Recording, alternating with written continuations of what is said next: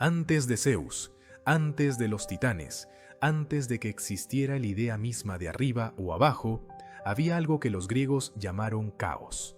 No era solo vacío, no era oscuridad, era la ausencia total de forma, de límites, de dirección. Un abismo sin fondo donde nada podía existir, porque no había ni dónde existir. Pero entonces, sin razón ni causa que podamos comprender, algo cambió. Del caos surgió la primera forma, Gaia, la tierra. No apareció como una diosa caminando sobre tierra firme, porque todavía no existía la tierra firme. Ella era el suelo. Ella era la tierra misma cobrando conciencia, convirtiéndose en algo más que roca y polvo. Gaia se extendió en todas direcciones, creando por primera vez el concepto de superficie, de lugar, de aquí y allá. Y con su nacimiento, el universo tuvo su primer punto de referencia.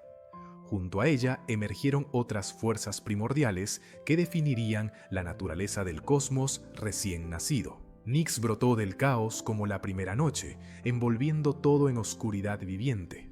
Su gemelo Erebo se manifestó como las tinieblas más profundas, ese negro absoluto donde ni siquiera la luz de Nyx puede penetrar. Y entonces vino Eros, no como el dios del amor romántico que conocerían generaciones posteriores, sino como la fuerza primordial de atracción y deseo. Sin Eros, nada se habría unido, nada habría creado, nada habría engendrado. Él fue la chispa que permitió que el universo dejara de ser estático y comenzara a moverse, a cambiar, a crear. Pero Gaia estaba sola en su inmensidad. Ella era la tierra, sólida y firme, pero sobre ella solo había vacío. Entonces, sin aparearse con nadie porque aún no existía nadie, Gaia dio a luz por su propia voluntad. De su esencia brotó Urano, el cielo, quien se extendió sobre ella como una cúpula perfecta de estrellas y éter. Urano era vasto como ella, brillante donde ella era oscura, alto donde ella era profunda. Y en el momento en que se encontraron, Gaia mirando hacia arriba y Urano mirando hacia abajo, algo fundamental cambió en el universo. Ya no había solo existencia, ahora había relación.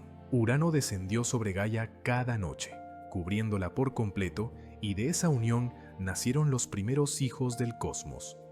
Primero llegaron los 12 titanes, 6 varones y 6 hembras, cada uno representando aspectos fundamentales de la realidad. Océano se volvió el río mundial que rodeaba toda la Tierra. Seo y Febe tomaron dominio sobre la luz de la luna y las profecías. Crío encarnó las estrellas en el cielo nocturno. Hiperión se volvió el primer sol que atravesaba el firmamento. Jápeto sería el padre de la humanidad mortal que vendría después. Y Crono, el más joven y astuto de todos, esperaba su momento en silencio. Las titánides nacieron igualmente poderosas. Tetis se volvió la diosa del mar fértil, madre de todos los ríos. Temis representó el orden divino y la justicia cósmica. Mnemósine se volvió la memoria misma, quien recordaría todo lo que había sido y sería. Rea surgiría como la madre de dioses. Febe brillaba con luz lunar, y Tea iluminaría el cielo como la visión misma hecha diosa. Estos 12 titanes no eran simples criaturas, eran las columnas sobre las cuales se construiría todo el orden del universo. Pero la fertilidad de Gaia no terminó con los titanes. Dio a luz a los 3 cíclopes, gigantes de un solo ojo circular en el centro de la frente. Brontes rugía como el trueno, Estéropes brillaba como el relámpago, y Arges centellaba como el rayo. Sus nombres mismos describían su naturaleza, eran herreros cósmicos, capaces de forjar armas que ningún otro ser podría crear. Sin embargo, Urano miró a estos hijos y sintió algo que no había experimentado antes: miedo. Luego nacieron los 3 hecatónquiros, aún más terribles que los cíclopes. Cada uno tenía 100 brazos brotando de sus hombros y 50 cabezas rugiendo al unísono. Coto, Briareo y Giges eran la encarnación del caos violento, fuerzas de destrucción tan poderosas que su simple existencia amenazaba con deshacer el orden que apenas comenzaba a formarse. y cuando Urano vio a estas criaturas, supo que representaban un peligro para su dominio absoluto sobre el cosmos. No podía permitir que existieran libres. Entonces Urano cometió el primer crimen del universo ordenado. Tomó a los cíclopes y a los hecatónquiros, sus propios hijos, y los arrojó otra vez al vientre de Gaia, encerrándolos en el Tártaro, el lugar más profundo y oscuro que existía bajo la tierra. No los mató porque no podía, eran inmortales como él. Pero los ocultó donde nunca verían luz, donde nunca respirarían aire libre, donde nunca podrían desafiar su poder. Y al hacer esto, Urano selló su propio destino de una manera que no podría haber imaginado. Gaia sintió el dolor de sus hijos aprisionados. Los cíclopes golpeaban las paredes de su prisión, los hecatónquiros rugían con sus 50 bocas y ella sentía cada golpe como si atravesara su propio cuerpo. El sufrimiento se volvió insoportable. Entonces, Gaia tomó una decisión que cambiaría la historia del cosmos para siempre. Si Urano no liberaría a sus hijos, entonces uno de sus otros hijos tendría que detenerlo. Pero ¿quién se atrevería a desafiar al cielo mismo? Gaia convocó a los 12 titanes y les habló con voz de terremoto. Vuestro padre ha cometido una injusticia terrible. Vuestros hermanos sufren en la oscuridad eterna por su crueldad y su miedo. ¿Quién de vosotros tendrá el coraje de enfrentarlo? 11 titanes bajaron la mirada, aterrorizados ante la idea de alzarse contra su padre, que cubría el cielo completo. Pero Crono, el más joven, el que había esperado en silencio, dio un paso al frente. No habló de justicia ni de compasión. Simplemente dijo: «Yo lo haré». Gaia forjó entonces una hoz de adamantina, un metal que no existía en el mundo mortal, más duro que el diamante y más afilado que el tiempo mismo. Entregó el arma a Crono y le dio instrucciones precisas. Esa noche, cuando Urano descendiera sobre ella como hacía cada anochecer, Crono esperaría oculto. Y en el momento exacto, cuando el cielo estuviera más vulnerable, más distraído, Crono emergería de su escondite y haría lo que ningún hijo había hecho jamás: herir gravemente a su propio padre. Llegó el momento. Las estrellas se apagaron en el firmamento como si supieran lo que estaba por ocurrir. Urano descendió sobre Gaia, cubriendo la tierra entera con su inmensidad oscura. Y entonces Crono saltó de su escondite, hoz en mano, y con un solo movimiento brutal castró a su padre. La sangre de Urano cayó sobre Gaia en gotas ardientes, y de esa sangre nacerían después las furias vengadoras, las Melias y los gigantes. Pero justo en ese momento, solo había el grito del cielo herido retirándose hacia arriba, alejándose de la tierra para siempre. Urano, mutilado y derrotado, se separó de Gaia y se elevó a su posición final en lo alto. Ya nunca volvería a descender cada noche. Ya nunca engendraría más hijos. Y en su agonía lanzó una maldición que resonaría a través de las edades. Crono, tú que me has herido, serás herido de la misma manera por tu propio hijo. El ciclo que has comenzado no terminará contigo. Pero Crono no escuchó la advertencia, solo sintió el peso de la hoz en su mano y supo que ahora él era el gobernante del universo. Así terminó la primera era del cosmos. El caos había dado forma al orden.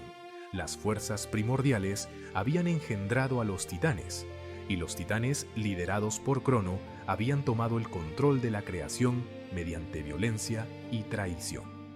El universo tenía ahora estructura: tierra abajo, cielo arriba, noche y día, luz y oscuridad, océanos y montañas. Pero también tenía algo nuevo que no existía en el principio. Tenía conflicto, tenía ambición, tenía el terrible conocimiento de que el poder podía ser arrebatado mediante la fuerza, y que ningún gobernante, sin importar cuán poderoso, estaba seguro para siempre. La era de Crono apenas comenzaba, pero la semilla de su destrucción ya había sido plantada en el momento mismo de su victoria. Crono levantó la hoz de adamantina hacia el cielo vacío y declaró su dominio sobre el cosmos. Los 11 titanes restantes inclinaron sus cabezas ante él, no por amor, sino por miedo, porque habían visto lo que podía hacer a su propio padre. Urano permanecía ahora fijo en lo alto, separado de Gaia para siempre, sangrando luz de estrellas desde su herida eterna. El nuevo gobernante del universo liberó a los cíclopes y los hecatónquiros del Tártaro como había prometido. Pero su gratitud duró exactamente el tiempo que tardó en asegurar su trono, porque Crono también sentía el peso del miedo que había consumido a Urano. Entonces, en una decisión que definiría su reinado completo, Crono arrojó otra vez a los cíclopes y los hecatónquiros al mismo abismo oscuro del que acababa de liberarlos.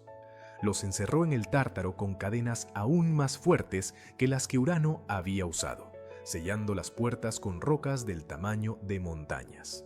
Cuando Gaia protestó, recordándole que había luchado precisamente para liberar a esos hijos, Crono le respondió con una verdad fría.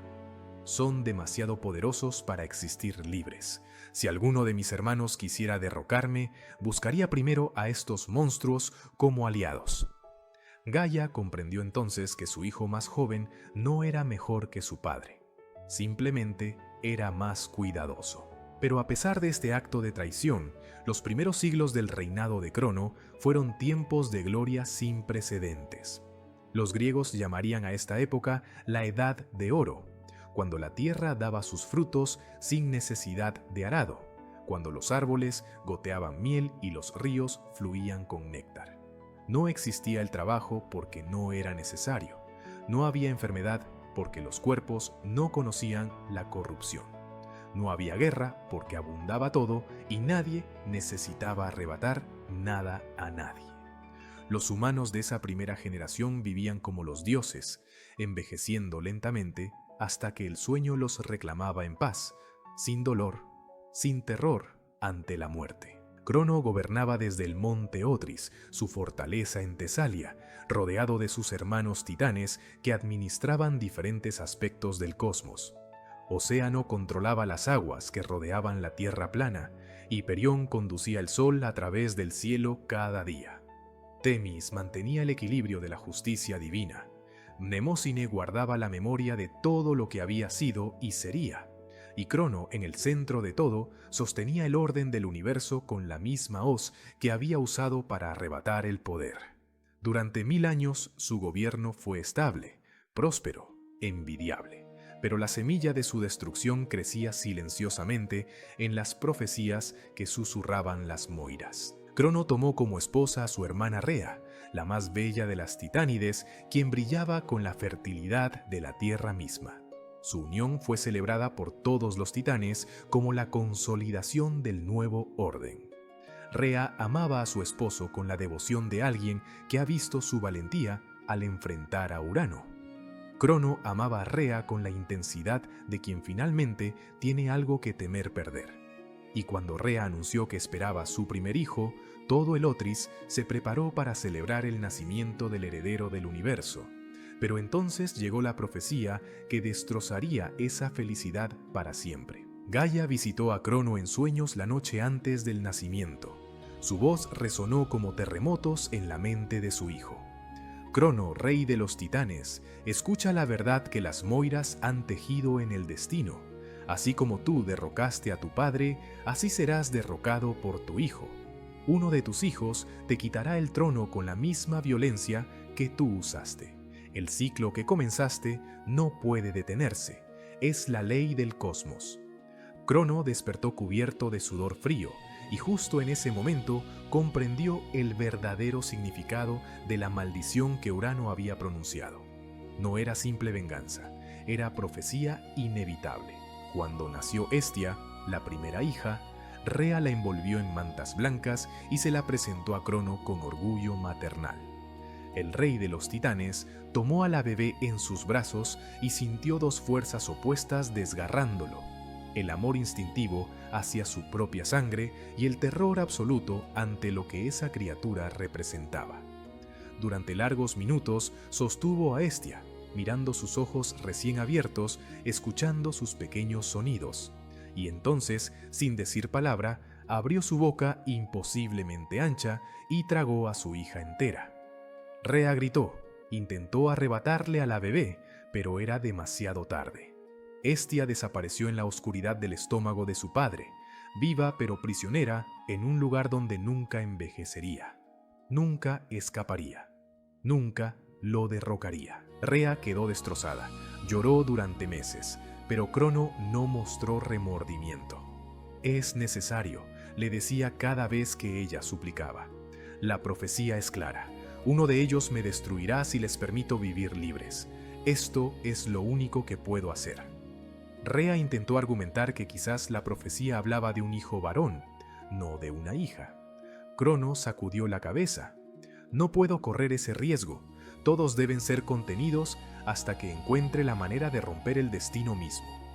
Y así, cuando llegó el momento, quedó claro que no habría excepciones. Deméter nació 2 años después, y Crono la devoró en el primer minuto de vida. Hera llegó al mundo gritando con furia divina y desapareció en la garganta de su padre antes de que ese primer grito terminara.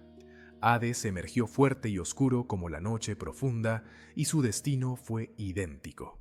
Poseidón vino con el olor del mar en su piel, y ni siquiera su poder sobre las aguas pudo salvarlo de ser tragado vivo. 5 hijos, 5 veces Rea extendió sus brazos vacíos mientras Crono cerraba su boca satisfecho. 5 veces el rey de los titanes repitió el acto más antinatural que un padre podía cometer. Dentro del estómago de Crono, los 5 hijos crecían. No morían porque eran inmortales. No escapaban porque las paredes de carne divina eran más fuertes que cualquier prisión. Simplemente existían en la oscuridad húmeda, conscientes pero impotentes, envejeciendo desde bebés hasta niños, de niños a adolescentes, de adolescentes a dioses adultos plenos de poder que no podían usar. Hestia, la mayor, susurraba historias a sus hermanos para mantenerlos cuerdos. Hades exploraba cada rincón de su prisión buscando una salida que no existía. Poseidón golpeaba las paredes con furia que hacía retumbar el estómago de su padre. Hera planeaba venganzas que algún día ejecutaría. Y Deméter lloraba por la tierra y el sol que nunca había visto. Rea observaba a su esposo con una mezcla de horror y odio creciente. El Crono que había amado, el valiente que desafió a Urano por justicia, había desaparecido. En su lugar quedaba un tirano consumido por paranoia, que chequeaba las profecías cada noche, que despertaba gritando de pesadillas donde sus hijos lo despedazaban. La Edad de Oro continuaba para los mortales, sí, pero en el Otris reinaba la tragedia. Cada celebración por la prosperidad del mundo sonaba hueca en los oídos de Rea, quien sabía que sus 5 hijos vivían en cautiverio dentro del cuerpo de su propio padre. Y entonces Rea volvió a quedar embarazada por 6ª vez. Sintió al bebé crecer en su vientre y supo con certeza absoluta que este era su última oportunidad. Si Crono devoraba también a este 6º hijo, ella perdería toda esperanza de recuperar alguna vez a su familia. Si no hacía nada, el ciclo continuaría para siempre. Crono gobernando con miedo, ella dando a luz solo para ver a sus hijos desaparecer en la oscuridad. La desesperación la llevó a hacer algo que nunca había considerado antes. Fue en secreto a visitar a su madre Gaia, la misma que había armado a Crono contra Urano, y le suplicó ayuda. Gaia escuchó el llanto de su hija y sintió la vieja furia regresar. 2 veces había visto a sus hijos aprisionados injustamente. Primero Urano encerró a los cíclopes y hecatónquiros. Luego Crono repitió el crimen y además devoró a su propia descendencia. El patrón era claro: el poder absoluto corrompía absolutamente, convirtiendo incluso al más valiente en tirano. Entonces Gaia le dijo a Rea: «Cuando nazca tu 6º hijo, yo te ayudaré a esconderlo. Crono comerá piedra creyendo que come carne, y ese niño, criado lejos de aquí, crecerá para cumplir la profecía que tu esposo tanto teme. El ciclo debe completarse». Rea asintió, sabiendo que estaba traicionando a su esposo, pero sintiendo que no tenía alternativa. El peso de 5 hijos aprisionados era más fuerte que cualquier lealtad matrimonial. Cuando llegó el momento del parto, Gaia la llevó a una cueva secreta en Creta, lejos del Otris, donde ningún titán podría escuchar sus gritos. Allí, rodeada solo por ninfas que juraron silencio eterno, Rea dio a luz a un niño que brillaba con poder puro. Sus ojos eran del color del cielo que gobernaría.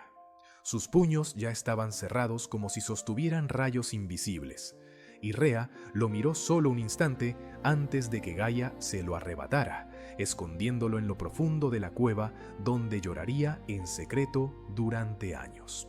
Rea regresó a Lotris con una piedra envuelta en mantas de bebé. La había elegido cuidadosamente, del tamaño correcto, del peso exacto, incluso ligeramente tibia, como si fuera un recién nacido. Cuando se presentó ante Crono, él ni siquiera miró el bulto. Ya había hecho esto 5 veces, ya conocía el procedimiento. Extendió los brazos, tomó lo que creía ser su sexto hijo y lo tragó entero sin dudar. La piedra cayó en su estómago junto a sus 5 hijos verdaderos, inerte y silenciosa. Y Crono sonrió, creyendo que una vez más había derrotado al destino. No sabía que en ese preciso instante, en una cueva de Creta, su verdadero sexto hijo acababa de abrir los ojos y de aprender su primer nombre, Zeus. En la cueva oscura de Creta, Zeus crecía alimentado por la cabra amaltea y protegido por los curetes, guerreros que chocaban sus lanzas contra sus escudos cada vez que el bebé lloraba, para que Crono no pudiera escuchar sus gritos desde el lejano Otris. Las ninfas del monte Ida lo criaron con amor y secreto, enseñándole desde pequeño la verdad terrible de su nacimiento, que tenía 5 hermanos mayores aprisionados en el estómago de su padre, que su madre había sacrificado su presencia para salvarlo, que él era la esperanza de venganza que Gaia había plantado contra el tirano.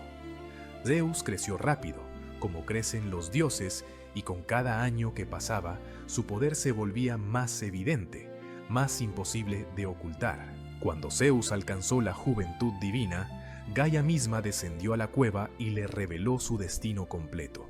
Le mostró visiones de sus hermanos atrapados en la oscuridad húmeda del estómago de Crono, envejeciendo sin ver jamás el sol. Le contó cómo Crono había derrocado a Urano con valentía, pero luego se había convertido en exactamente aquello que había destruido. Un padre aterrorizado que destruía a sus propios hijos por miedo a perder poder. Y le entregó una poción especial, creada por Metis la Oceánide, que forzaría a Crono a vomitar todo lo que había devorado.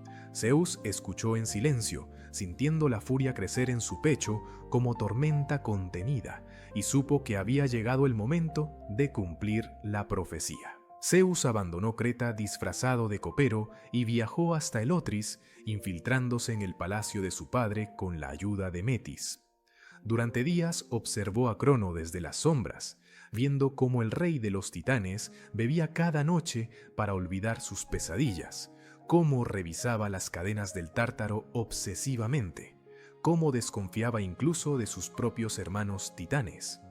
Y cuando llegó el banquete anual donde Crono celebraba otro año de gobierno sin interrupciones, Zeus sirvió personalmente la copa del rey, mezclando en el vino la poción de Metis sin que nadie lo notara. Crono bebió profundamente, agradecido por el alivio temporal que el alcohol le traía, sin saber que acababa de sellar su derrota. La poción actuó instantáneamente.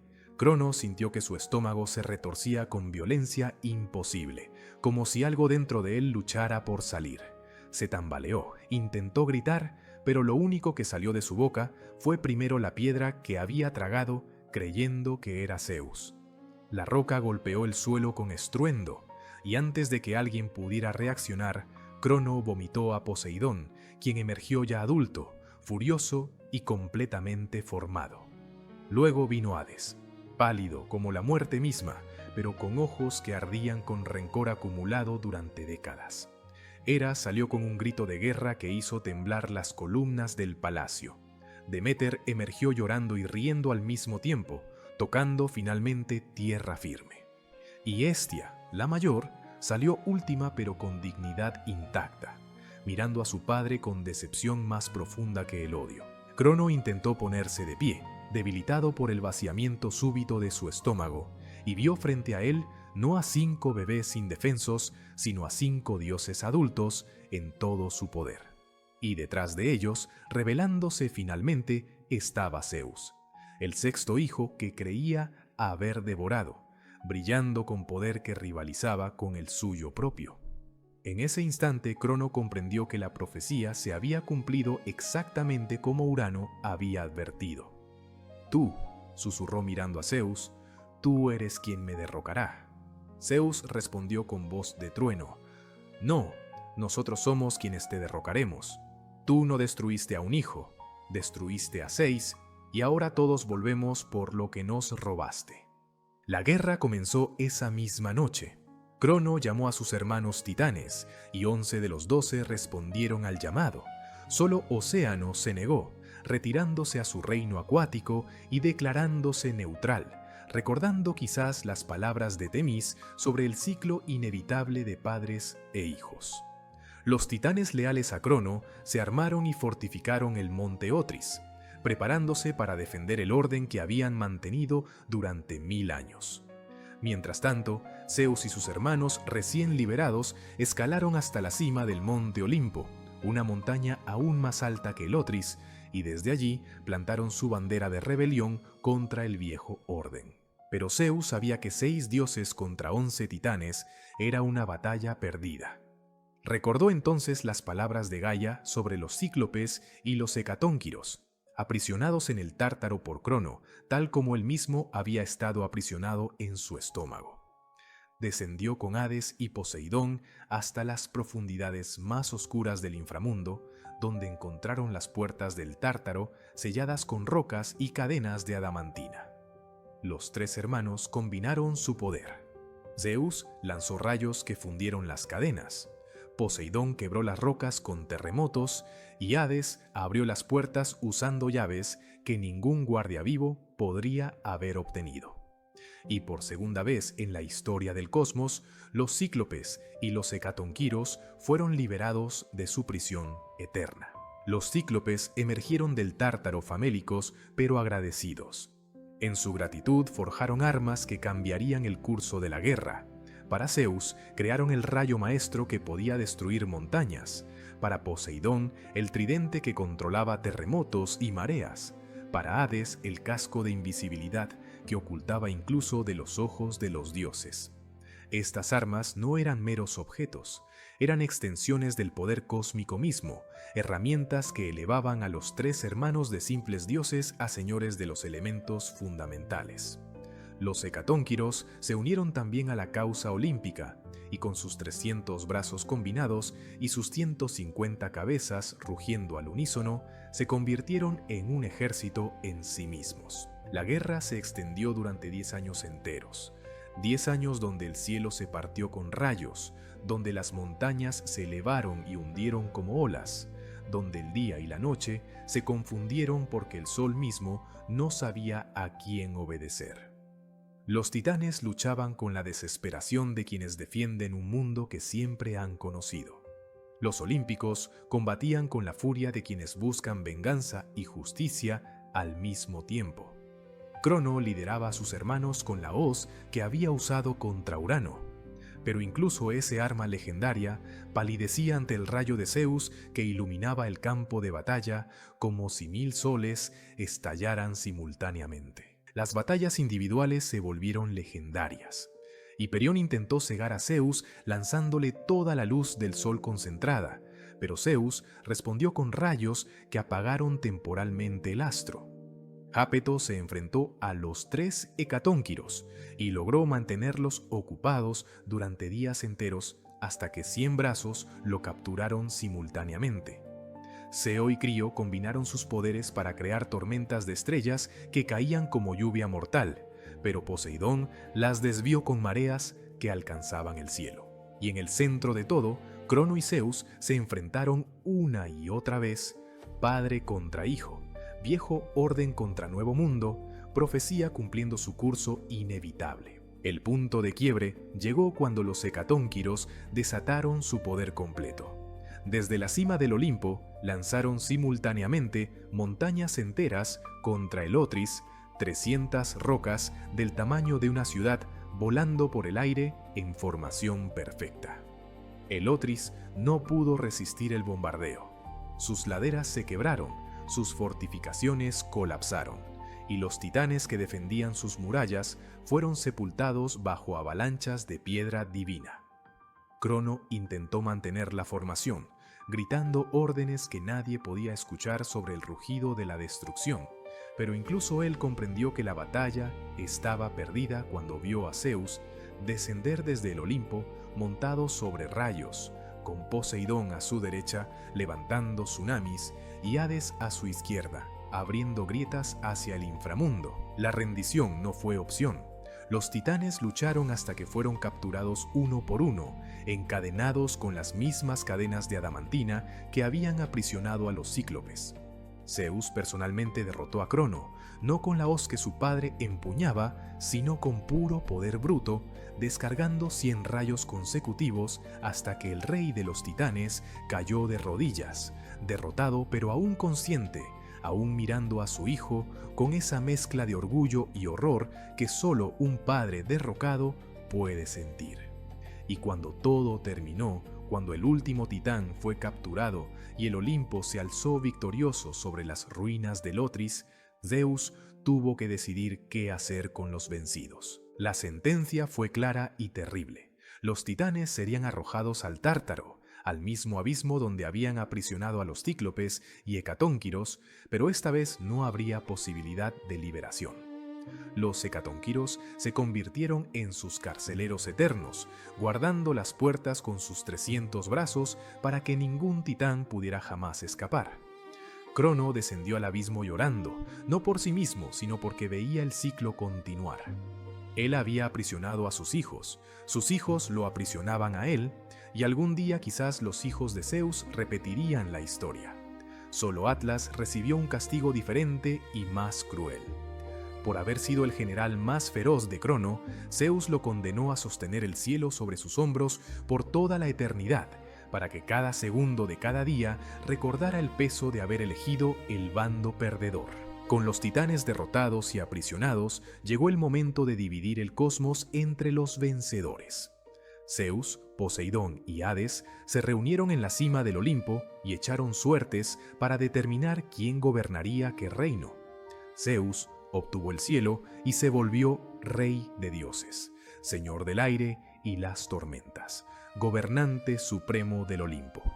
Poseidón recibió los mares y todos los océanos del mundo, con poder sobre terremotos y todas las criaturas acuáticas. Hades tomó el inframundo, el reino de los muertos, donde gobernaría sobre las almas de todos los mortales que dejaran de existir. La tierra misma quedó como territorio neutral, compartido por los tres, donde ninguno tendría dominio absoluto. Y así, después de 10 años de guerra y 1000 años de tiranía titánica, comenzó la era de los dioses olímpicos que gobernarían hasta el fin de los tiempos míticos. Zeus se sentó en su trono de mármol blanco en la cima del Olimpo y miró hacia abajo, contemplando el cosmos que ahora gobernaba. Los titanes yacían encadenados en el Tártaro. El cielo, el mar y el inframundo habían sido divididos entre los 3 hermanos. La Edad de Oro había terminado con Crono, pero los olímpicos prometían una nueva era de orden y justicia. Sin embargo, la paz que Zeus imaginaba duraría apenas el tiempo que tardaba en secarse la sangre de la titanomaquia. Porque Gaia, la madre tierra que había ayudado tanto a Crono como a Zeus, no estaba satisfecha con el resultado de la guerra. Gaia había visto a sus hijos titanes arrojados al Tártaro por segunda vez. Primero Urano los había aprisionado, luego Crono repitió el crimen, y ahora Zeus continuaba el ciclo encerrando a los titanes en la oscuridad eterna. La furia materna que había armado a Crono contra Urano, la misma que había ayudado a Zeus contra Crono, ahora se volvía contra el nuevo rey de los dioses.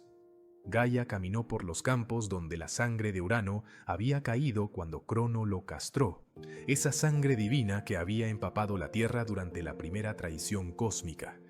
Y de esa sangre antigua, mezclada con su propia esencia, Gaia engendró una nueva raza de guerreros, los gigantes. Los gigantes no eran como los titanes, eran más salvajes, más brutales, creados específicamente para la guerra y no para gobernar. Cada uno medía la altura de una montaña pequeña, con piernas de serpiente que se retorcían donde deberían estar los pies, brazos que podían arrancar árboles como si fueran flores, y fuerza suficiente para lanzar rocas que oscurecían el sol. Había 24 de ellos, cada uno con nombre y habilidad única. Alcioneo era inmortal mientras tocara su tierra natal. Porfirión poseía fuerza que rivalizaba con la del propio Zeus. Encélado podía respirar fuego que derretía el bronce, y todos compartían un propósito singular: destruir a los dioses olímpicos y vengar a los titanes caídos. Los gigantes marcharon desde sus lugares de nacimiento en Flegra, una llanura donde el suelo aún humeaba con la furia de Gaia. Ascendieron hacia el Olimpo, lanzando rocas y montañas, gritando desafíos que resonaban como truenos. Zeus los vio venir y convocó a todos los olímpicos para defender su hogar recién conquistado. Pero entonces Gaia reveló la verdadera maldición que había tejido en el nacimiento de sus hijos gigantes. Ningún dios podía matar a un gigante actuando solo. Solo si un dios y un mortal trabajaban juntos, solo si lo divino y lo humano se unían en propósito común, los gigantes podrían ser destruidos permanentemente. Era una profecía diseñada para humillar a Zeus, para obligarlo a depender de las criaturas mortales que él gobernaba. Zeus buscó entonces al mayor héroe mortal que existía en ese tiempo, Heracles, su propio hijo semidivino, cuya fuerza superaba a la de cualquier humano. Juntos, padre e hijo descendieron para enfrentar la horda gigante. La batalla que siguió fue aún más caótica que la titanomaquia. Atenea luchó junto a Heracles contra Encélado, y cuando la diosa lo derribó con su lanza, Heracles le disparó una flecha que lo mató definitivamente. Apolo y Heracles acorralaron a Efialtes, el gigante que había intentado escalar el cielo apilando montañas. Poseidón persiguió a Polibotes a través de los mares hasta que el gigante llegó a la isla de Cos, donde el dios arrancó un pedazo de tierra y lo aplastó con él, creando la isla de Nisiros sobre su tumba. Pero el enemigo más peligroso era Porfirión, el rey de los gigantes, quien había desarrollado una lujuria inapropiada por Hera durante la batalla. Cuando intentó atacar a la reina de los dioses, Zeus intervino con furia que hizo temblar el cosmos entero. Descargó un rayo que dejó a Porfirión aturdido y vulnerable, y justo en ese momento preciso, Heracles apareció con su arco, disparando 3 flechas consecutivas que atravesaron el corazón del gigante. Porfirión cayó con un estruendo que se sintió en el Tártaro, y su muerte quebró el espíritu de los gigantes restantes. Uno por uno fueron cazados, cada muerte requiriendo la colaboración de un olímpico y un mortal, hasta que el último gigante yació muerto en los campos de Flegra. Gaia observó la derrota de sus hijos gigantes con una mezcla de rabia y desesperación. Había intentado vengar a los titanes y había fallado. Había creado guerreros diseñados específicamente para matar dioses y aún así habían sido destruidos. Pero Gaia era antigua y paciente, y sabía que tenía un último recurso, una carta final que jugar. En las profundidades más oscuras del Tártaro, donde ni siquiera los hecatónquiros se atrevían a mirar, yacía dormido el ser más terrible que jamás existiría. Gaia descendió hasta ese lugar y despertó a Tifón, el padre de todos los monstruos, la pesadilla viviente que haría que los gigantes parecieran niños jugando a la guerra. Tifón emergió del Tártaro y su sola aparición hizo que el sol se ocultara en terror. Era más grande que una montaña, con 100 cabezas de dragón brotando de sus hombros, cada una escupiendo fuego diferente, algunas llamas blancas que congelaban, otras negras que devoraban luz, algunas verdes que envenenaban el aire mismo. Sus ojos brillaban con todas las estrellas del firmamento y cuando abría todas sus bocas simultáneamente, el sonido combinado era cada animal del mundo gritando su agonía final. Sus manos podían alcanzar el este y el oeste al mismo tiempo, y donde pisaba la tierra se abría en cráteres de azufre hirviente. Este no era un enemigo que Zeus pudiera derrotar con estrategia o con ayuda mortal. Este era el caos primordial dado forma física, la antítesis del orden olímpico. Tifón marchó directamente hacia el Olimpo y los dioses entraron en pánico. Atenea mantuvo su posición, pero Apolo huyó hacia Egipto transformándose en halcón. Artemis se volvió gato, Dioniso en cabra. Afrodita y Eros se lanzaron al río Éufrates como peces. Incluso Ares, el dios de la guerra, corrió aterrorizado ante la visión de Tifón acercándose. Solo Zeus permaneció en su trono, sabiendo que si él huía, el Olimpo caería y todo lo que había construido se desvanecería. Descendió para enfrentar a Tifón solo, con su rayo maestro en mano, preparándose para la batalla más difícil de su existencia inmortal. El primer intercambio de ataques sacudió el Mediterráneo completo. Zeus lanzó 100 rayos consecutivos que habrían vaporizado montañas, pero Tifón los absorbió con sus 100 bocas y los escupió de regreso como fuego corrupto. El monstruo atrapó a Zeus con sus manos imposibles y lo apretó hasta que el rey de los dioses sintió sus huesos divinos crujir. Con una garra arrancó los tendones de las manos y pies de Zeus, dejándolo paralizado e impotente. Luego llevó al dios derrotado a una cueva en Cilicia, escondiendo los tendones en una piel de oso y dejando a la serpiente Delfine como guardiana. Zeus yació allí días enteros, incapaz de moverse, escuchando a Tifón destruir el mundo exterior, mientras él no podía hacer nada. Pero Hermes y Pan no habían huido. Los dos dioses menores se infiltraron en la cueva, distrajeron a Delfine con música y robaron los tendones de Zeus. Corrieron de regreso al Olimpo con la serpiente guardiana persiguiéndolos, y allí reatacharon los tendones a las extremidades del rey de los dioses. Zeus se levantó de nuevo, completo y furioso más allá de cualquier ira que hubiera sentido antes. Tifón había cometido el error de dejarlo vivo en lugar de destruirlo completamente cuando tuvo la oportunidad. Ahora pagaría ese error con una derrota que resonaría por toda la eternidad. Zeus persiguió a Tifón a través de 3 continentes. En Tracia les lanzó montañas al monstruo, quien las devolvió con el doble de fuerza. En Sicilia se enfrentaron en el monte Etna, donde Zeus finalmente ganó ventaja. Descargó toda su furia divina en una tormenta de rayos que duró días enteros, sin parar ni para respirar, golpeando a Tifón una y otra vez hasta que el monstruo comenzó a debilitarse. Las 100 cabezas dejaron de escupir fuego, los ojos que brillaban como estrellas comenzaron a apagarse.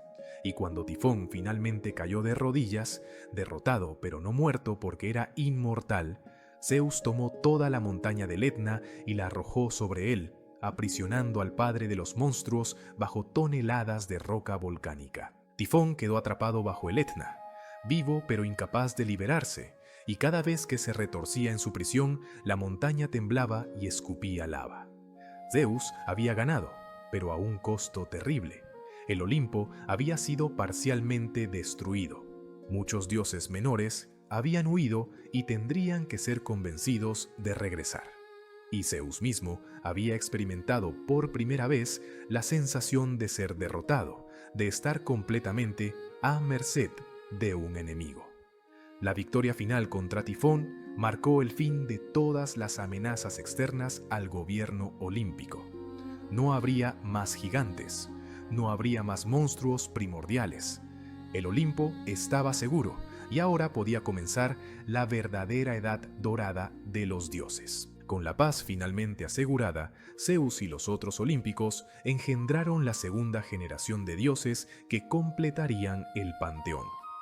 De la cabeza misma de Zeus nació Atenea, diosa de la sabiduría y la guerra estratégica, surgiendo completamente adulta y armada. Leto dio a luz a los gemelos Apolo y Artemis en la isla de Delos, dioses del sol y la luna, de la música y la caza. Hermes nació de Maia, mensajero veloz de los dioses. Hefesto emergió de Hera Sola, dios del fuego y la forja. Ares vino de la unión de Zeus y Hera dios de la guerra brutal, y así el Olimpo se llenó de dioses jóvenes cuyas historias definirían las vidas de innumerables mortales en los siglos venideros. La era de las grandes amenazas había terminado. Ahora comenzaba la era de las grandes historias. Mientras los dioses consolidaban su poder en el Olimpo, la humanidad atravesaba transformaciones que el poeta Hesíodo más tarde documentaría como las 5 edades del hombre. No eran simplemente épocas históricas, eran etapas de degeneración progresiva donde cada generación de humanos nacía más débil, más corrupta y más alejada de la perfección divina que sus predecesores. La primera había sido la Edad de Oro bajo Crono, donde los humanos vivían como dioses sin trabajo ni dolor, envejeciendo lentamente hasta que el sueño los reclamaba en paz. Aquellos mortales de oro no conocían la guerra ni la enfermedad, y cuando su era terminó con la caída de Crono, sus espíritus se convirtieron en daimones benévolos que vigilaban la tierra. La Edad de Plata comenzó bajo el gobierno de Zeus, pero los humanos de plata eran inferiores a sus predecesores dorados. Vivían 100 años como niños dependientes de sus madres, sin madurar mentalmente, y cuando finalmente alcanzaban la adultez física, morían poco después. Incapaces de controlar sus pasiones, no honraban a los dioses con sacrificios apropiados, peleaban entre sí constantemente, y Zeus los destruyó por su estupidez e impiedad. Sin embargo, incluso estos humanos imperfectos recibieron honor después de la muerte, convirtiéndose en espíritus subterráneos benditos que ocasionalmente emergían para bendecir las cosechas. La degeneración continuaba, pero aún había dignidad en su recuerdo. La Edad de Bronce trajo humanos más terribles todavía. Nacieron de fresnos, duros y violentos desde su primer aliento, obsesionados únicamente con la guerra y la destrucción. Sus casas eran de bronce, sus herramientas de bronce, sus corazones de bronce, sin lugar para la compasión o el amor. Se mataron entre sí con tal ferocidad que se extinguieron por su propia mano, sin necesidad de que los dioses intervinieran. Cuando murieron, descendieron al Hades sin nombre ni gloria, olvidados incluso por la tierra que los había creado. No se convirtieron en espíritus benditos ni en daimones protectores, simplemente desaparecieron en la oscuridad del inframundo como si nunca hubieran existido. Pero entonces Zeus creó una cuarta raza que interrumpió el patrón de degeneración, la Edad de los Héroes. Estos no eran humanos ordinarios, sino semidioses, hijos de la unión entre dioses y mortales que poseían fuerza sobrehumana, valentía imposible y destinos entrelazados con los caprichos olímpicos. Nacieron para realizar hazañas que los mortales comunes no podrían imaginar, para enfrentar monstruos que habían sobrevivido desde las eras primordiales, para fundar ciudades que durarían 1000 años. Muchos murieron jóvenes en guerras justas e injustas, pero los más grandes fueron llevados por los dioses a los campos elíseos, donde vivirían eternamente en paz, lejos del mundo mortal que ya no podía contener su grandeza. Perseo fue uno de los primeros grandes héroes de esta edad, nacido de Zeus y la princesa Dánae, quien había sido encerrada en una torre de bronce por su padre Acricio tras una profecía que advertía que su nieto lo mataría. Zeus descendió como lluvia dorada, atravesó el techo de bronce y engendró a Perseo en esa prisión imposible. Cuando Acricio descubrió al bebé, no se atrevió a matarlo directamente por temor a la ira de Zeus, así que encerró a madre e hijo en un cofre de madera y los arrojó al mar. Pero el cofre no se hundió. Flotó hasta la isla de Sérifos, donde el pescador Dictis los rescató y crió a Perseo como su propio hijo. Perseo creció fuerte y valiente, pero el rey Polidectes de Sérifos deseaba a Dánae y veía al joven héroe como obstáculo. Entonces el rey ideó un plan para deshacerse de Perseo, enviándolo en una misión suicida: traer la cabeza de Medusa, la única gorgona mortal cuya mirada convertía a cualquier ser vivo en piedra. Polidectes esperaba que Perseo muriera en el intento, pero no contaba con que los dioses favorecían al hijo de Zeus. Atenea le dio un escudo pulido como espejo. Hermes le entregó sandalias aladas y una espada de adamantina. Hades le prestó su casco de invisibilidad, y las ninfas le dieron una bolsa mágica donde podría guardar la cabeza sin mirarla. Perseo voló hasta el borde del mundo donde las 3 gorgonas dormían, con serpientes vivas retorciéndose en lugar de cabello. Usando el escudo como espejo para ver el reflejo de Medusa sin mirarla directamente, se acercó mientras ella dormía. Con un solo golpe de la espada le cortó la cabeza, y de la sangre que brotó de su cuello nacieron Pegaso, el caballo alado, y Crisaor, el guerrero dorado. Perseo guardó la cabeza en la bolsa mágica y escapó mientras las otras 2 gorgonas despertaban rugiendo venganza. De regreso a Sérifos, usó la cabeza de Medusa para convertir a Polidectes y su corte en estatuas de piedra, liberando finalmente a su madre del acoso del rey. Luego fundó la ciudad de Micenas, que se volvería una de las más poderosas de Grecia. Belerofonte siguió después, otro héroe de ascendencia divina cuyo destino lo llevó a domar lo indomable. Acusado falsamente de intentar seducir a la esposa del rey Preto, fue enviado con una carta sellada al rey Ióbates de Licia. La carta pedía secretamente que el portador fuera ejecutado, pero Ióbates no quería violar las leyes de hospitalidad matando directamente a un huésped. En su lugar, envió a Belerofonte a matar a la Quimera, un monstruo que escupía fuego con cabeza de león, cuerpo de cabra y cola de serpiente que aterrorizaba a Licia.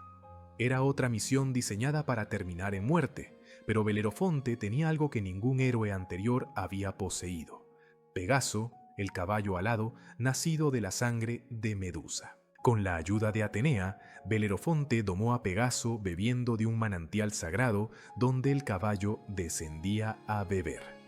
Montado en Pegaso, voló sobre la quimera y le disparó flechas desde el cielo donde las llamas no podían alcanzarlo.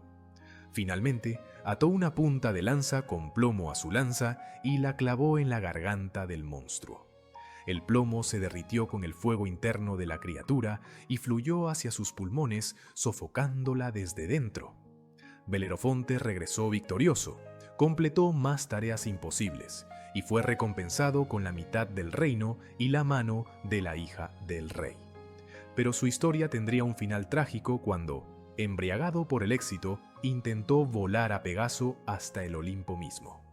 Zeus envió un tábano que picó al caballo y Belerofonte cayó de regreso a la tierra, pasando el resto de su vida cojo y ciego, castigado por su ibris. Jasón lideró la siguiente gran aventura: la búsqueda del vellocino de oro. Era el hijo legítimo del rey Esón de Iolcos, pero su tío Pelías había usurpado el trono. Cuando Jasón creció y reclamó su herencia, Pelias le prometió el reino si primero recuperaba el vellocino de oro de Colquida, un tesoro custodiado por un dragón que nunca dormía. Jasón reunió a los más grandes héroes de Grecia en un solo barco llamado Argo: Heracles, Orfeo, Cástor y Pólux, Telamón, y 50 guerreros más que serían recordados como los argonautas. Fue la primera expedición panhelénica, uniendo héroes de diferentes reinos en propósito común. El viaje a Colquida estuvo lleno de aventuras. Pasaron por las Símplegades, rocas que se cerraban aplastando barcos, liberaron al rey Fineo de las arpías que robaban su comida, y finalmente llegaron a Cólquida, donde el rey Eetes les puso pruebas imposibles. Jasón tuvo que arar un campo con bueyes que escupían fuego, sembrar dientes de dragón que brotaban como guerreros armados y finalmente robar el vellocino custodiado por el dragón insomne. Habría muerto en cada prueba si no fuera por Medea, la hija hechicera de Eetes, quien se enamoró de él por obra de Afrodita. Medea traicionó a su padre dándole a Jasón ungüentos mágicos y hechizos que le permitieron completar las tareas y adormecer al dragón. Juntos huyeron con el vellocino, pero la sombra de esa traición perseguiría a Jasón hasta su muerte miserable años después. Teseo emergió como el mayor héroe de Atenas, el hombre que unificaría toda el Ática bajo una sola ciudad. Era hijo de Egeo, rey de Atenas, y de Poseidón simultáneamente, porque su madre Etra yació con ambos la misma noche. Creció en Tresén sin conocer a su padre mortal hasta que tuvo fuerza para levantar una roca gigante bajo la cual Egeo había escondido su espada y sandalias. Teseo recuperó las señales de identidad y viajó a Atenas por la ruta terrestre más peligrosa, matando bandidos y monstruos en el camino.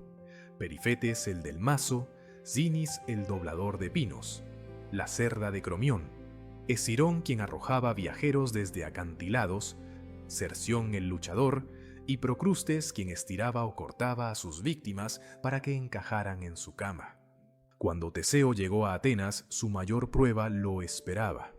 La ciudad debía enviar cada 9 años 7 jóvenes y 7 doncellas a Creta como tributo para ser devorados por el Minotauro, un monstruo mitad hombre, mitad toro, encerrado en un laberinto imposible de resolver. Teseo se ofreció voluntariamente como uno de los tributos, prometiendo matar al Minotauro y liberar a Atenas de la vergüenza. En Creta, Ariadna, la hija del rey Minos, se enamoró de él y le dio un hilo mágico. Teseo ató un extremo a la entrada del laberinto, encontró al Minotauro en el centro, lo mató a golpes con sus propias manos y siguió el hilo de regreso a la libertad. Regresó a Atenas como héroe, olvidando cambiar las velas negras de su barco por blancas como había prometido.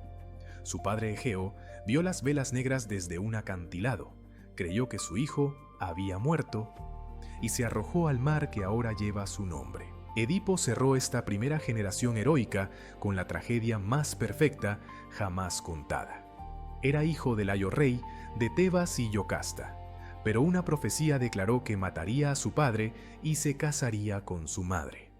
Aterrorizado, Layo ordenó que el bebé fuera abandonado en una montaña con los pies perforados. Pero el pastor encargado de la tarea tuvo piedad y entregó al bebé a un pastor de Corinto, quien lo llevó al rey Pólibo, que lo crió como hijo propio. Edipo creció sin saber que era adoptado, hasta que el oráculo de Delfos le repitió la profecía terrible. Creyendo que Pólibo y Mérope eran sus verdaderos padres, Edipo huyó de Corinto para evitar cumplir el destino. En un cruce de caminos, Edipo encontró a un anciano arrogante en un carro que exigió paso. Hubo disputa y Edipo mató al anciano sin saber que era Layo, su padre biológico. Continuó hasta Tebas, donde la esfinge aterrorizaba la ciudad con un acertijo. ¿Qué criatura camina en 4 patas al amanecer, 2 al mediodía y 3 al atardecer? Edipo resolvió el acertijo. El hombre que gatea de bebé camina erguido de adulto y usa bastón en la vejez. La esfinge se arrojó desde un acantilado derrotada, y Tebas celebró a Edipo como salvador, ofreciéndole el trono vacante y la mano de la reina viuda Yocasta. Edipo aceptó, casándose con su propia madre sin saberlo, cumpliendo la profecía completa que tanto había intentado evitar. Gobernaría Tebas durante años antes de que la verdad horrible finalmente emergiera, llevándolo a arrancarse los ojos en horror ante lo que había hecho. Así terminó la primera ola de héroes, con gloria manchada por tragedia, con victoria envenenada por destino inevitable. Si te ha atrapado esta saga épica que apenas comienza, por favor suscríbete al Club Mitológico para apoyarnos. Somos un canal nuevo y tu suscripción nos ayuda a seguir contando estas historias increíbles que merecen ser escuchadas. De todos los héroes que caminaron sobre la tierra durante la Edad Heroica, ninguno alcanzó la gloria de Heracles. Su nombre significaba literalmente gloria de Hera, una ironía cruel porque la reina de los dioses lo odiaría desde el momento de su concepción hasta el último día de su vida mortal. Zeus había descendido a Tebas y seducido a Alcmena haciéndose pasar por su esposo Anfitrión, extendiendo una noche para que durara 3 para tener más tiempo con ella. Cuando Alcmena dio a luz gemelos, uno era hijo de Zeus con fuerza sobrehumana, el otro era hijo de Anfitrión completamente mortal. Heracles, el hijo divino, nació con músculos que ningún bebé debería tener y ojos que ya mostraban determinación férrea. Hera descubrió el adulterio de su esposo como siempre lo hacía, y como siempre dirigió su venganza no contra Zeus, sino contra el hijo inocente. Cuando Heracles tenía apenas 8 meses, Hera envió 2 serpientes gigantescas a su cuna para estrangularlo mientras dormía. Alcmena despertó con los gritos de su hijo mortal Ificles, aterrorizado por las serpientes, pero Heracles no gritaba. El bebé semidivino había agarrado una serpiente con cada mano y las estrangulaba con fuerza que aplastaba sus cuellos escamosos. Anfitrión encontró a su hijo adoptivo riendo entre los cadáveres de las serpientes, jugando con ellas como si fueran muñecos. Fue la primera señal de que este niño estaba destinado a hazañas que desafiarían la imaginación. Heracles creció convirtiéndose en el hombre más fuerte que jamás existió. Medía más de 2 metros de altura, con músculos como rocas vivientes y apetito que podía vaciar la despensa de un palacio en una comida. Recibió educación de los mejores maestros. Lino le enseñó música hasta que Heracles lo mató accidentalmente golpeándolo con una lira durante un arranque de ira. Eurito le enseñó arquería hasta que Heracles superó al maestro. Cástor le enseñó combate con espada y Autólico le enseñó lucha. Pero ninguna cantidad de entrenamiento podía preparar a Heracles para lo que Hera planeaba como su venganza definitiva. Heracles se casó con Mégara, princesa de Tebas, y tuvieron varios hijos que él amaba profundamente. Parecía que finalmente había encontrado paz y felicidad doméstica, pero Hera no perdonaba ni olvidaba. Envió locura divina sobre Heracles, una demencia tan completa que no podía distinguir realidad de alucinación. En su estado enloquecido, Heracles creyó que sus hijos eran enemigos invasores. Tomó su arco y los cazó por el palacio, disparándoles flechas una por una. Mató a Mégara creyendo que era una amenaza, y cuando la locura finalmente se disipó como niebla matutina, Heracles se encontró rodeado de los cadáveres de toda su familia, con sus propias manos manchadas de sangre que nunca podría lavar. El horror de lo que había hecho casi destruyó a Heracles. Consideró el suicidio, pero su primo Teseo lo convenció de buscar purificación en lugar de muerte. Heracles viajó al oráculo de Delfos preguntando cómo podía expiar el crimen más terrible que un hombre podía cometer. La Pitia, hablando con voz de Apolo, le dijo que debía servir a su primo Euristeo, rey de Tirinto, durante 12 años. Euristeo le asignaría 12 trabajos imposibles y si Heracles los completaba todos, sería purificado de su culpa y alcanzaría la inmortalidad. Era una oferta de redención a través del sufrimiento y Heracles la aceptó sabiendo que ninguna cantidad de dolor podría igualar lo que había causado a su propia familia. El primer trabajo fue matar al león de Nemea, una bestia cuya piel no podía ser penetrada por ningún arma mortal. Heracles disparó todas sus flechas inútilmente, viendo cómo rebotaban en la piel dorada del león. Entonces arrojó su arco y atacó con las manos desnudas, persiguiendo al león hasta su cueva de 2 entradas. Bloqueó una entrada y entró por la otra, acorralando a la bestia. En la oscuridad de la cueva lucharon durante horas hasta que Heracles finalmente lo estranguló con sus brazos imposibles, apretando hasta que las costillas del león se quebraron y su rugido se silenció para siempre. Heracles desollaba al león usando las propias garras del animal, la única herramienta lo suficientemente afilada para cortar esa piel invulnerable, y desde ese día llevó la piel de león como capa y su cabeza como casco. El segundo trabajo lo envió contra la hidra de Lerna, serpiente de 9 cabezas que crecía 2 cabezas nuevas cada vez que una era cortada. Heracles llevó a su sobrino Iolao como ayudante y juntos desarrollaron una estrategia. Heracles cortaba cada cabeza e inmediatamente Iolao cauterizaba el muñón con antorcha ardiente, evitando que las cabezas se regeneraran. Funcionó para 8 cabezas, pero la 9ª era inmortal y no podía ser destruida. Heracles la enterró bajo una roca gigantesca donde permanecería atrapada eternamente. Luego mojó sus flechas en la sangre venenosa de la hidra, convirtiendo cada proyectil en arma letal que mataría con el más mínimo rasguño. Estas flechas envenenadas serían su arma característica y eventualmente causarían su propia muerte de manera que no podía prever. Los siguientes trabajos se sucedieron año tras año, cada uno más imposible que el anterior. Capturó viva a la cierva de Cerinea, que corría más rápido que las flechas y tenía cuernos de oro. Atrapó al jabalí de Erimanto, arrastrándolo vivo hasta Tirinto, donde Euristeo se escondió aterrorizado en una jarra de bronce. Limpió los establos de Augías en un solo día, desviando 2 ríos para que arrastraran décadas de estiércol acumulado. Ahuyentó a las aves del Estínfalo, monstruos de bronce con plumas afiladas como dagas que disparaban como proyectiles. Capturó al toro de Creta que escupía fuego y aterrorizaba la isla. Robó las yeguas devoradoras de hombres de Diomedes, alimentando al propio Diomedes a sus caballos antes de domarlos. Para el 9º trabajo tuvo que robar el cinturón de Hipólita, reina de las Amazonas. Hipólita estaba dispuesta a entregárselo pacíficamente, impresionada por su fama, pero Hera sembró rumores entre las amazonas de que Heracles planeaba secuestrar a su reina. Las guerreras atacaron y en la batalla resultante Heracles mató a Hipólita, tomando el cinturón de su cadáver con culpa añadida a su lista creciente.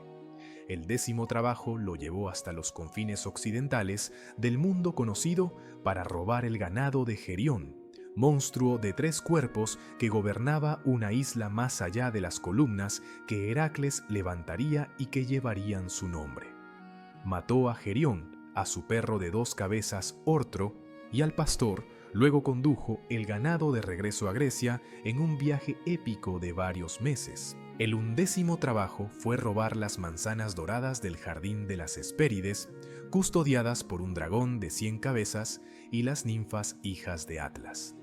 Heracles viajó hasta donde Atlas sostenía el cielo sobre sus hombros y le ofreció un trato. Él sostendría el cielo temporalmente si Atlas iba a buscar las manzanas. Atlas aceptó agradecido, feliz de liberarse aunque fuera por minutos de su carga eterna. Cuando regresó con las manzanas, Atlas dijo que las llevaría él mismo a Euristeo, disfrutando demasiado su libertad para querer recuperar el cielo. Pero Heracles lo engañó. Por supuesto, pero primero déjame poner un cojín en mis hombros para distribuir mejor el peso. Sostén el cielo un momento mientras lo arreglo. Atlas cayó en la trampa, tomó el cielo otra vez. Y Heracles se marchó con las manzanas, dejando al titán castigado con su carga eterna restaurada. El 12º y último trabajo era el más peligroso: descender al inframundo y traer a Cerbero, el perro de 3 cabezas que guardaba las puertas del Hades. Ningún mortal vivo había entrado al reino de los muertos y regresado. Heracles descendió a través de una cueva en el cabo Tenaró, atravesó el río Estigia en la barca de Caronte y se presentó ante Hades solicitando permiso para llevar a Cerbero temporalmente. Hades, impresionado por su coraje, consintió con una condición. Heracles debía someter a Cerbero sin usar armas, solo sus manos desnudas. Heracles abrazó al perro gigante, soportando las mordidas de sus 3 cabezas y el aguijón venenoso de su cola de serpiente, apretando hasta que Cerbero finalmente se sometió. Llevó al perro hasta la superficie, donde la luz del sol hizo aullar a la criatura infernal.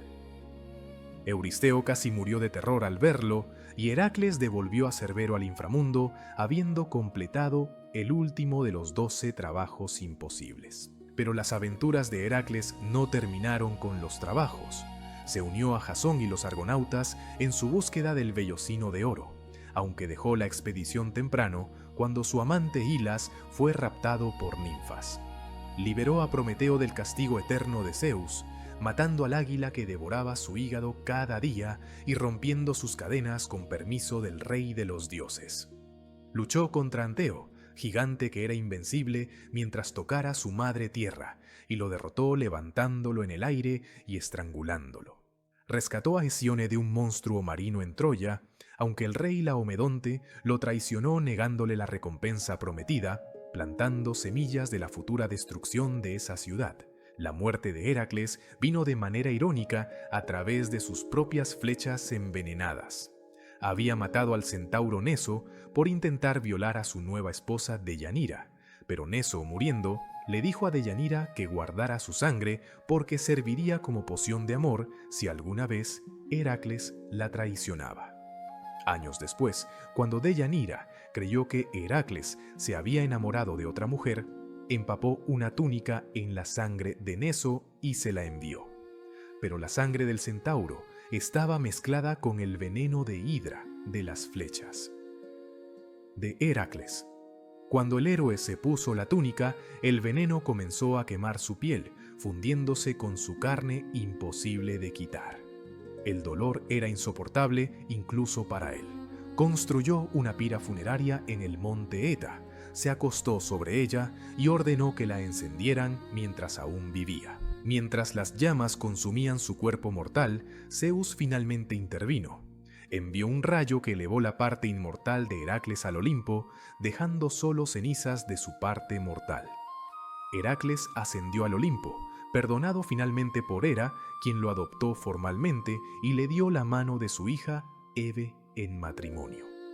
El hombre que había sido odiado por la reina de los dioses desde su nacimiento, que había sufrido locura y cometido crímenes terribles, que había completado 12 trabajos imposibles y 100 hazañas más, finalmente alcanzó la inmortalidad que había buscado.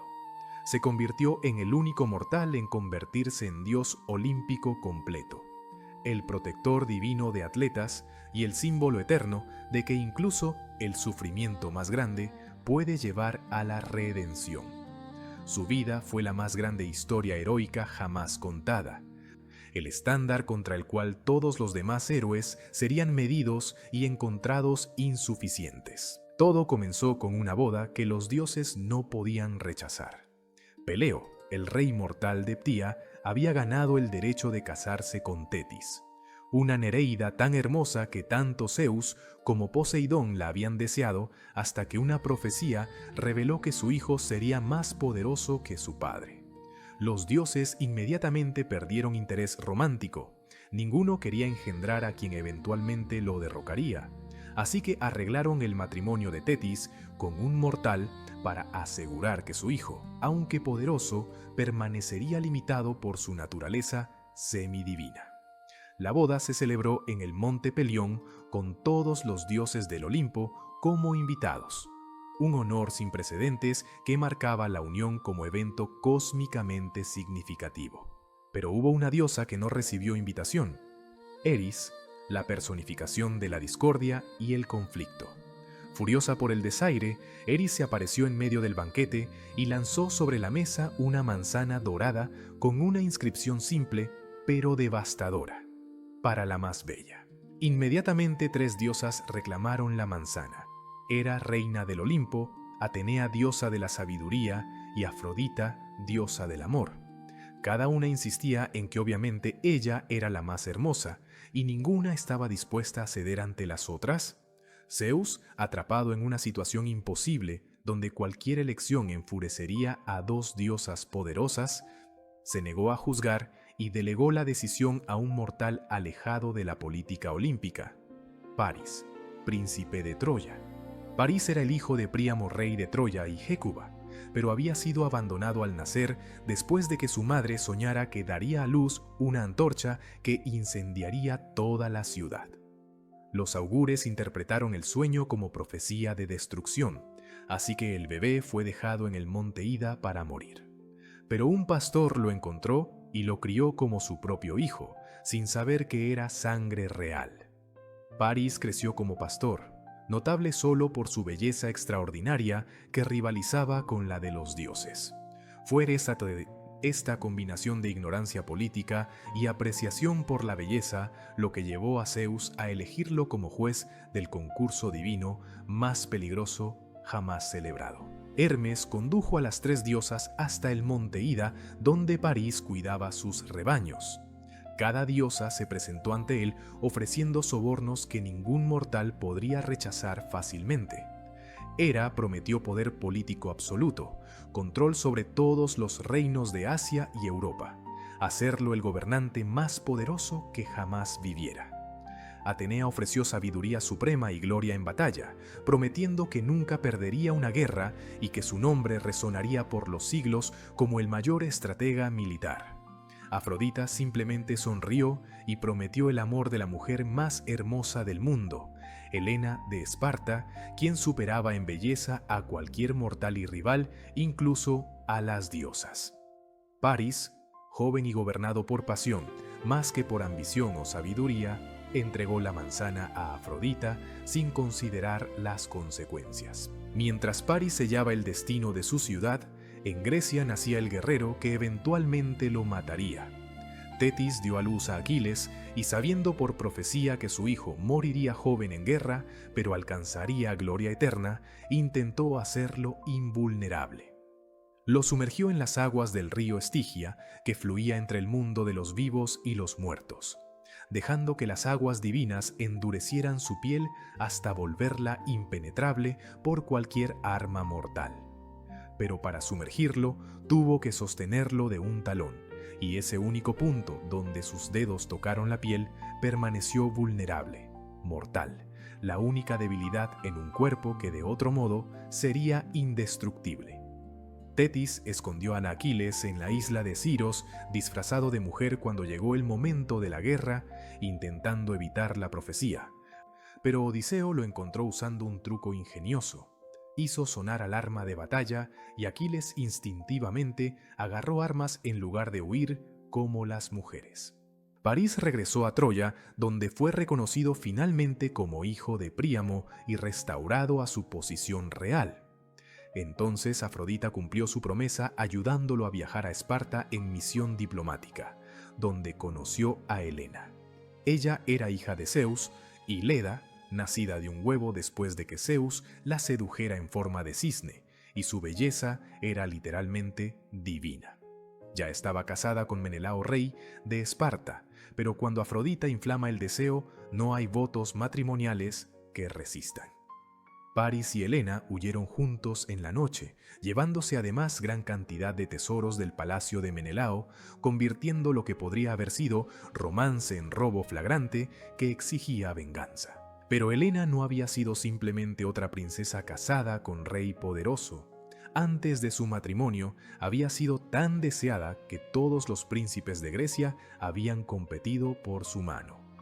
Su padre adoptivo, Tindario, temía que la elección de un pretendiente enfurecería a todos los demás y causaría guerra civil. Odiseo sugirió una solución: hacer que todos los pretendientes juraran proteger el matrimonio de Helena sin importar a quién eligiera, obligándolos a defender a su esposo si alguien intentaba arrebatarla. Todos juraron, incluyendo a Odiseo mismo, Áyax, Diomedes y docenas más. Cuando París raptó a Helena, el juramento se activó automáticamente. Menelao llamó a su hermano Agamenón, rey de Micenas, el gobernante más poderoso de Grecia, y juntos convocaron a todos los que habían jurado. Ninguno podía rechazar sin deshonrarse eternamente. Los griegos se reunieron en Áulide con 1100 naves, la flota más grande jamás ensamblada, llevando los mejores guerreros de toda Grecia. Pero los vientos no soplaban.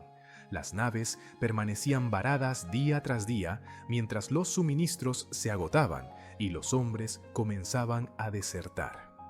El adivino Calcante reveló la verdad terrible. Agamenón había ofendido a Artemis cazando un ciervo en su bosque sagrado y jactándose de que ni siquiera la diosa podía cazar mejor. Artemis exigía compensación por la blasfemia, el sacrificio de Ifigenia, la hija de Agamenón. El rey se resistió, desgarrado entre su deber como comandante y su amor paternal, pero finalmente llamó a Ifigenia con el pretexto de casarla con Aquiles. Cuando la muchacha llegó y comprendió su verdadero destino, enfrentó la muerte con valor. Y en el momento en que el cuchillo tocó su garganta, Artemis la reemplazó con un ciervo, llevándose a la niña para ser su sacerdotisa. Los vientos soplaron inmediatamente y la flota partió hacia Troya. La guerra duró 10 años completos, 10 años de asedios, batallas, muerte y gloria que se extendieron más allá de la capacidad de cualquier narración completa. Los griegos no podían penetrar las murallas de Troya, construidas por Poseidón y Apolo, que se elevaban tan altas que flechas disparadas desde abajo apenas alcanzaban la cima.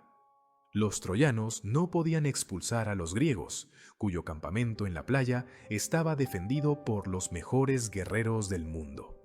Durante 9 años lucharon en estancamiento sangriento, con batallas que no decidían nada. Héroes que mataban docenas solo para ser reemplazados por docenas más. Ciclos interminables de avance y retroceso que dejaban miles de cadáveres, pero ningún vencedor. El 10º año trajo el clímax que los aedos cantarían por 1000 años después. Agamenón insultó a Aquiles arrebatándole su premio de guerra, una cautiva llamada Briseida. Aquiles, orgulloso más allá de toda medida, se retiró de la batalla y se negó a luchar, rogando a su madre Tetis que convenciera a Zeus de dejar que los troyanos ganaran temporalmente para que los griegos aprendieran cuánto lo necesitaban. Zeus consintió, y los troyanos, bajo el liderazgo de Héctor, comenzaron a masacrar a los griegos, empujándolos de regreso hasta sus naves. Patroclo, el mejor amigo y amante de Aquiles, no pudo soportar ver a sus compañeros morir. Pidió permiso para usar la armadura de Aquiles y liderar a los mirmidones en batalla. Aquiles consintió, pero advirtió que solo debía defender las naves, no perseguir a los troyanos hasta sus murallas. Patroclo desobedeció. Embriagado por la victoria y la sensación de ser Aquiles, persiguió a los troyanos hasta las puertas de la ciudad. Apolo mismo lo empujó desde las murallas, aturdiendo al héroe, y Héctor lo atravesó con su lanza, matando al guerrero que todos creían era Aquiles. Cuando despojaron el cadáver y descubrieron que era Patroclo, Héctor tomó la armadura divina como trofeo. El grito de agonía de Aquiles cuando recibió la noticia se escuchó en el Olimpo. Su madre le trajo nueva armadura forjada por Hefesto, aún más magnífica que la anterior, y Aquiles regresó al campo de batalla convertido en furia pura hecha carne. Aquiles masacró troyanos con tal violencia que el río Escamandro se llenó de cadáveres hasta desbordarse. Persiguió a Héctor 3 veces alrededor de las murallas de Troya, mientras la ciudad entera observaba aterrorizada.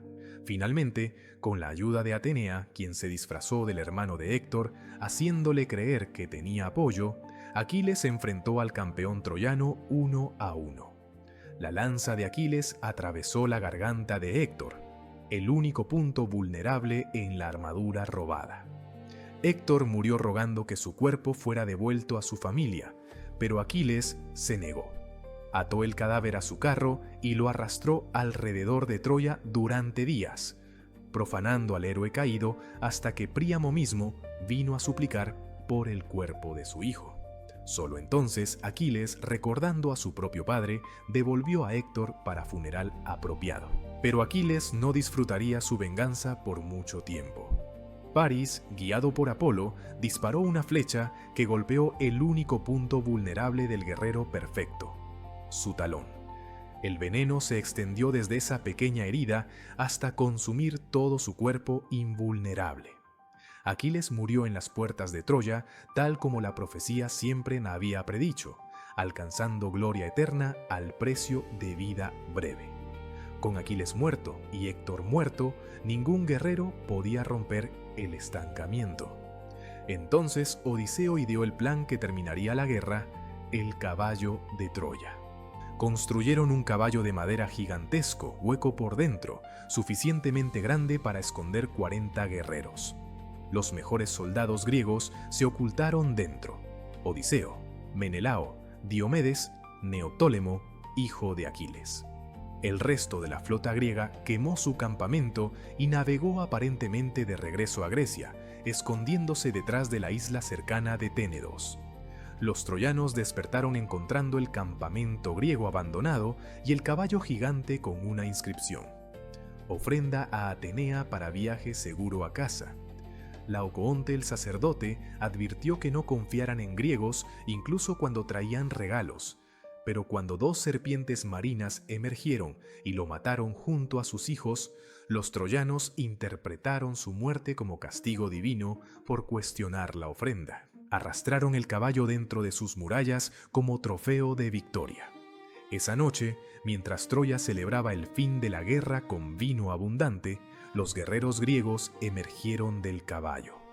Abrieron las puertas de la ciudad, permitiendo que el ejército griego, que había regresado silenciosamente bajo oscuridad, entrara sin resistencia. La masacre fue total. Los soldados borrachos fueron asesinados en sus camas. Las mujeres y niños fueron arrastrados de sus hogares. Neoptólemo asesinó al anciano Príamo en su propio altar.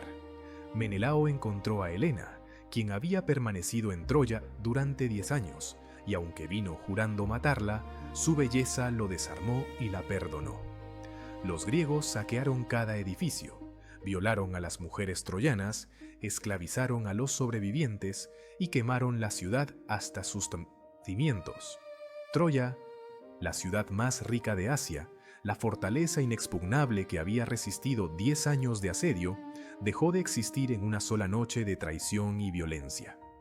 La era heroica había alcanzado su clímax sangriento, y ahora comenzaba el largo y doloroso viaje de regreso a casa para los vencedores. Los griegos miraron las ruinas humeantes de Troya y creyeron que su victoria marcaba el fin de sus sufrimientos.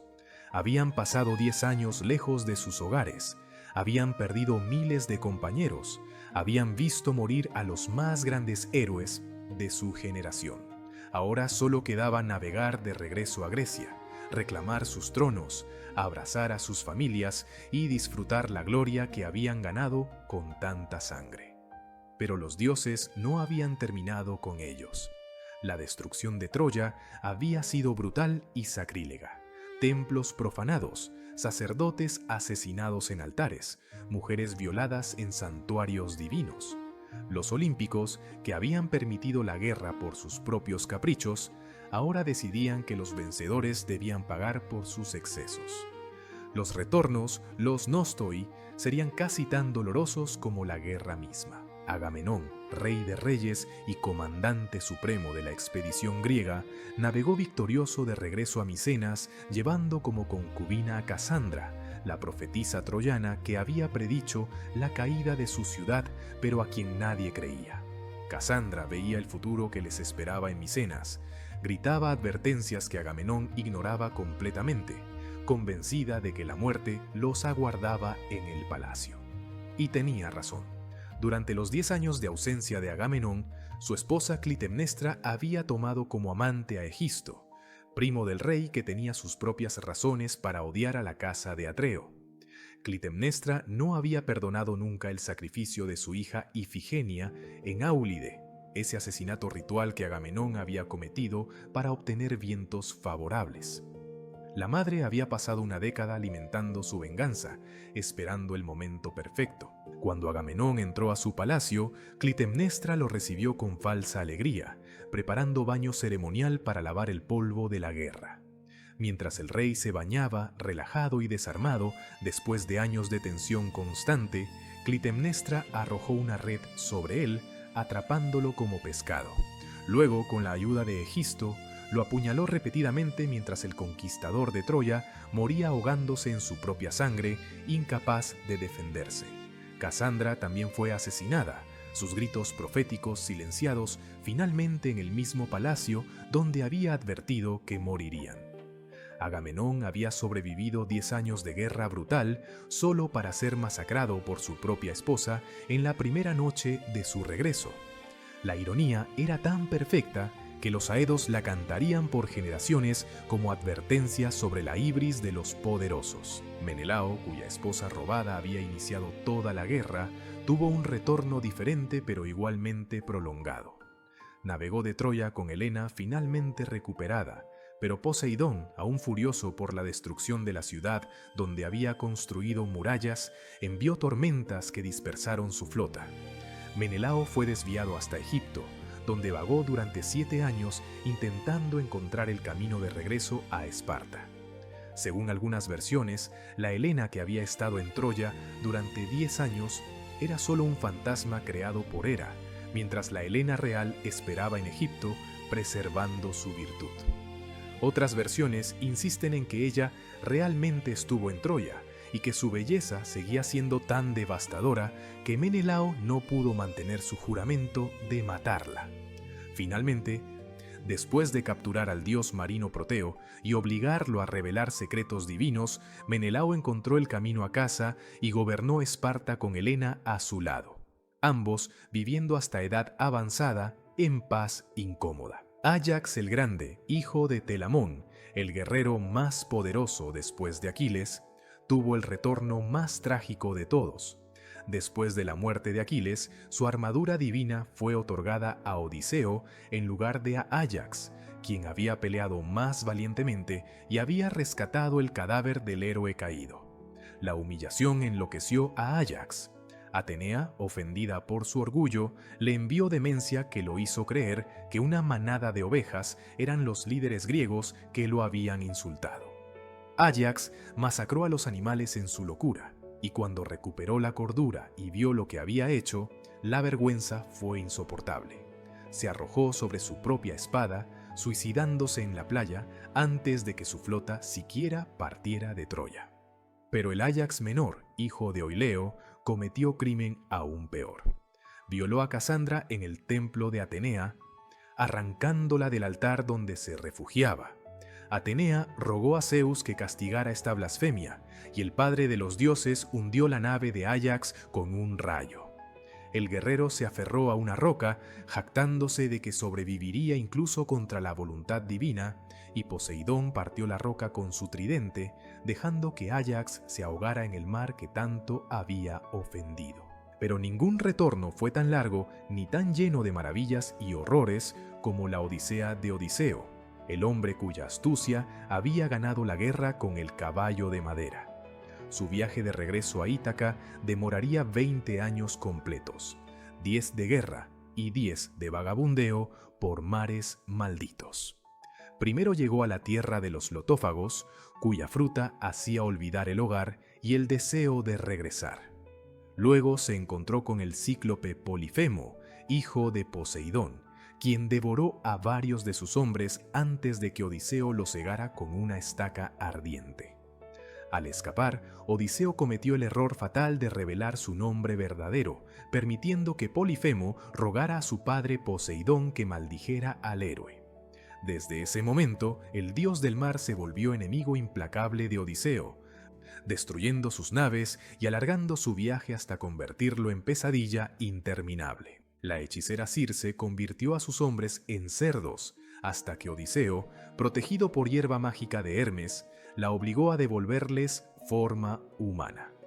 Vivieron en su isla durante un año antes de que ella finalmente los dejara partir. Pero primero, Odiseo tuvo que descender al Hades para consultar al espíritu del profeta Tiresias sobre cómo regresar a casa. En el inframundo vio los espíritus de los héroes caídos en Troya. Aquiles, quien declaró que preferiría ser esclavo vivo que rey entre los muertos. Agamenón, quien advirtió sobre la traición de esposas. Áyax, quien aún lo odiaba tanto que se negó a hablarle incluso en la muerte. Tiresias le dio instrucciones, pero también profecía sombría.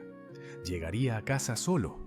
Después de perder a todos sus compañeros, encontraría su palacio infestado de pretendientes. Odiseo navegó más allá de las sirenas, cuyo canto irresistible hacía que marineros saltaran al mar para ahogarse. Se hizo atar al mástil mientras sus hombres remaban con cera en los oídos, soportando la tortura de escuchar promesas de conocimiento total sin poder alcanzarlas. Atravesó el estrecho entre Escila y Caribdis, escogiendo perder 6 hombres ante el monstruo de 6 cabezas en lugar de arriesgar toda la nave en el remolino. Llegaron a la isla de Helios, donde pastaban las vacas sagradas del dios Sol. Odiseo advirtió que no las tocaran, pero sus hombres hambrientos las mataron y comieron mientras él dormía. Zeus castigó la blasfemia destruyendo la nave con un rayo. Todos murieron ahogados excepto Odiseo, quien se aferró a restos del naufragio y flotó durante 9 días hasta llegar a la isla de Calipso. La ninfa Calipso lo mantuvo prisionero durante 7 años, ofreciéndole inmortalidad si se quedaba como su amante eterno. Odiseo rechazó la oferta, prefiriendo mortalidad con su esposa Penélope a vida eterna con una diosa. Finalmente, Atenea convenció a Zeus de ordenar su liberación. Calipso le dio materiales para construir una balsa, y Odiseo navegó hacia Ítaca solo para que Poseidón enviara una última tormenta que destruyera su balsa.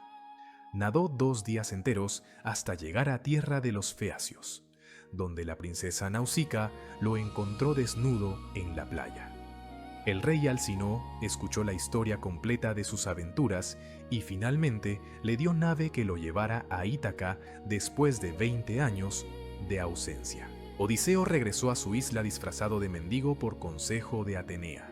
Encontró su palacio ocupado por 108 pretendientes que consumían sus riquezas mientras cortejaban a Penélope, presionándola para declararlo muerto y elegir nuevo esposo. Penélope había resistido con astucia propia, prometiendo elegir cuando terminara de tejer una mortaja para el padre de Odiseo, pero cada noche destejía lo que había tejido durante el día. Odiseo se reveló primero a su hijo Telémaco, luego pasó la prueba del arco que solo él podía tensar. Entonces masacró a todos los pretendientes con flechas y espada, convirtiendo su propio salón en matadero, y finalmente se reunió con Penélope, quien lo reconoció por conocimiento secreto sobre su cama matrimonial tallada de olivo vivo. Habían pasado 20 años, pero Odiseo finalmente estaba en casa. Mientras los héroes sobrevivientes envejecían en sus reinos, la era mítica llegaba a su conclusión inevitable. Los Heráclidas, descendientes de Heracles, invadieron el Peloponeso reclamando las tierras que su ancestro había conquistado, justificando históricamente la invasión doria. Orestes, hijo de Agamenón, alcanzó la adultez y vengó a su padre asesinando a su madre Clitemnestra y a Egisto, completando el ciclo de venganza que había maldecido a la casa de Atreo durante generaciones. Y gradualmente, casi imperceptiblemente, los dioses dejaron de caminar entre mortales. Ya no había más seducciones divinas produciendo semidioses. Ya no había monstruos primordiales para matar. Las profecías se silenciaron, los oráculos se volvieron ambiguos, y los héroes de la última generación murieron sin descendientes dignos de sus nombres. Los griegos que vivían en tiempos históricos miraban hacia atrás a la edad heroica como época dorada perdida, cuando los hombres eran más grandes, las hazañas más imposibles, y los dioses suficientemente cercanos para tocar. Los héroes se convirtieron en constelaciones brillando eternamente en el cielo nocturno. Orión el cazador, Hércules de rodillas, Perseo con la cabeza de Medusa. Sus tumbas se volvieron santuarios donde se les ofrecía sacrificio como semidioses. Sus historias fueron cantadas por aedos durante siglos, preservando sus nombres cuando sus huesos se habían convertido en polvo. La mitología griega, que había comenzado con el caos primordial, dando origen al cosmos ordenado, terminaba con ese orden tan establecido que ya no necesitaba dioses caminando visiblemente sobre la tierra ni héroes realizando lo imposible. El mundo mítico había dado paso al mundo histórico, pero las historias permanecerían inmortales, contadas y recontadas mientras existiera alguien que recordara que hubo una vez cuando dioses y hombres compartían el mismo mundo, cuando el destino podía verse en las estrellas y cuando la gloria eterna valía el precio de vida breve. Has llegado al final de esta saga épica que atravesó desde el nacimiento del universo hasta el fin de la era de los héroes. Si esta cronología completa de la mitología griega te ha fascinado, por favor suscríbete al Club Mitológico. Somos un canal nuevo y tu apoyo nos permite seguir creando contenido como este, historias increíbles contadas como nunca antes las habías escuchado. Gracias por acompañarnos en este viaje de más de 2 horas a través de la historia más grande jamás contada.